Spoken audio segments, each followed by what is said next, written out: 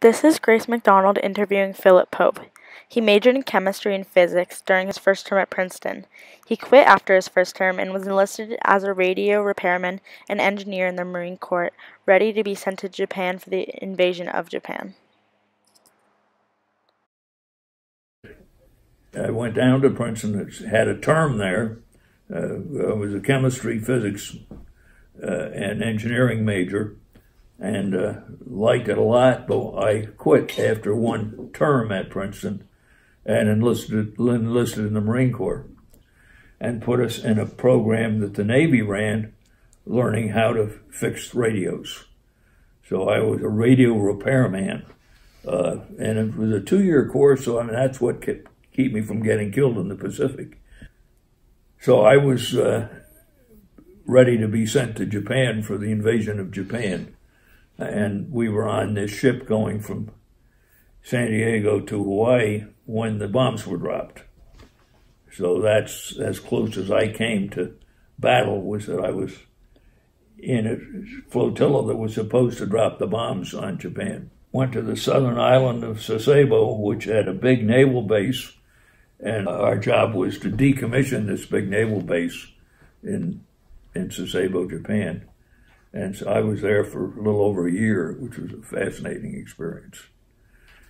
We were fighting, that's in the Cold War. The rest of your class that's going to these other people, they're going with the Cold War, which was the U.S. and Russia. And they didn't know. There was a lot of unknowns there.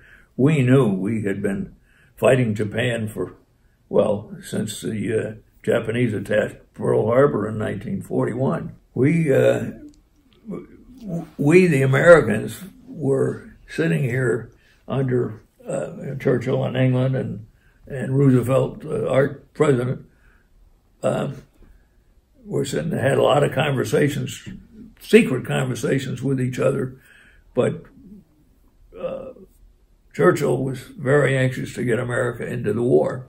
The bombs were dropped while we were on a ship going from San Diego to Hawaii, and the bombs were dropped. We knew that this had happened. We knew we dropped these atom bombs, and we were still going to Japan, but we weren't going to Japan to conquer it. We were going to Japan to pacify it. The Japanese had very strong defenses around their whole country. Once the emperor said, "We have lost the war and we are going to be good people for the Americans. We're not going to sabotage. We're not going to try to take over what they're trying to do." The one person that I had trouble admiring was MacArthur. MacArthur was in charge of all our troops in Japan.